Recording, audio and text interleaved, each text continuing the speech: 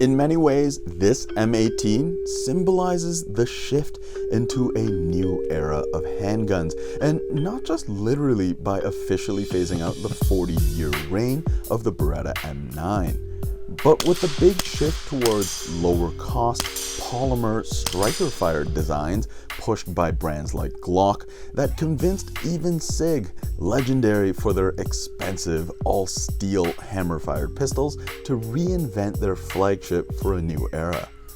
They first came out with the SIG Pro in 2000 with a polymer lower but still hammer-fired. Then came the P250 in 2007 with a new modular lower, clearly a predecessor to the 320s but still with a hammer design. The P250 finally evolved into the P320 in 2014 when SIG finally caved, releasing their first striker-fired handgun. Now, I'm not going to say striker over hammer is necessarily better, but for a duty pistol, simpler construction and lack of a protruding hammer meant that out of 12 entries to the US Army MHS trial, only 3 had hammers, all CZ based, with even STI/Detonics coming out with a polymer lower striker fired 1911. It was probably a good decision by SIG though, because though somewhat controversially, they ended up winning the coveted $580 million contract. The US Army opted for the full-sized M17, but the Navy, Air Force, and Marine Corps all opted for this more compact M18. Gone is the era of heavy, full-size service pistols. Lightweight and compact is the new standard, and this gun is proof. Let's take a look at VFC's officially licensed M18, starting with simple cardboard packaging with SIG logos everywhere to remind you it is indeed fully licensed. Compared to something like a 1911, the M18 definitely feels compact, yet decently chunky. Like classic SIG pistols, the slide sits a touch high, so it gives you the illusion of being a bit bigger. When you rack the slide, it's got a very satisfying metallic action and slightly edges out the feel of the Glock, despite also being a polymer lower. The grip is rather a controversial design with clear ties to the SIG MCX and HK416 style of pistol grips. It's rather rounded and bulbous with a thicker hand-filling design.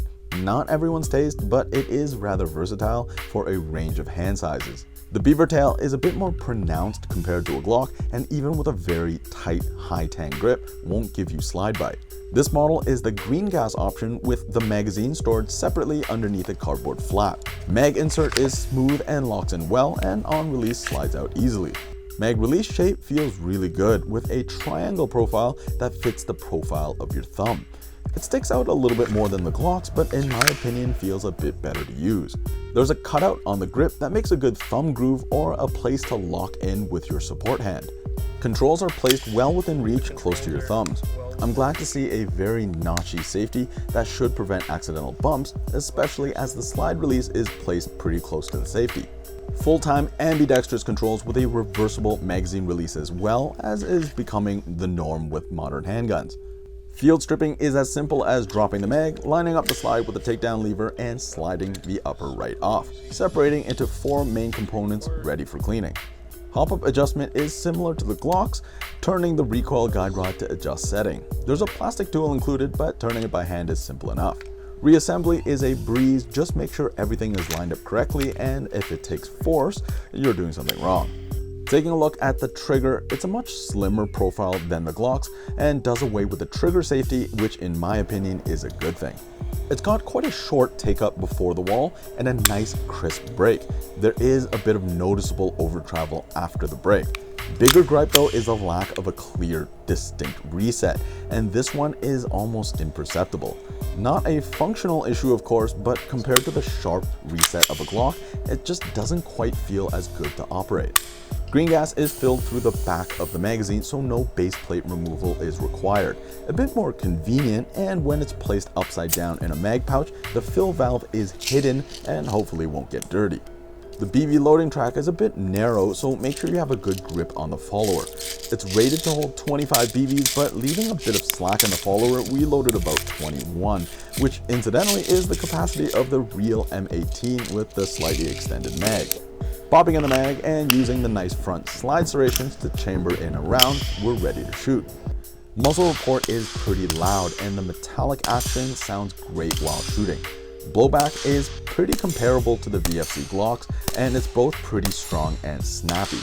That lackluster trigger reset though is perhaps my only gripe as far as shooting dynamics. Overall ergonomics are really good, and running some drills with the pistol, it's pretty hard to find any faults and definitely gives the Glock some competition. Side note, unlike the Glock that can stand up on its own, unfortunately this gun does not with or without a magazine, so there's that.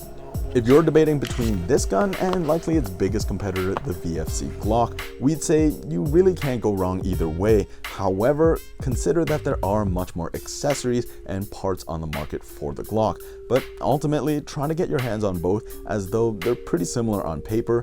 It's the ergonomics that can make the biggest difference. As always, thanks so much for watching. Subscribe if you like clicking buttons, and I'll catch you on the next one.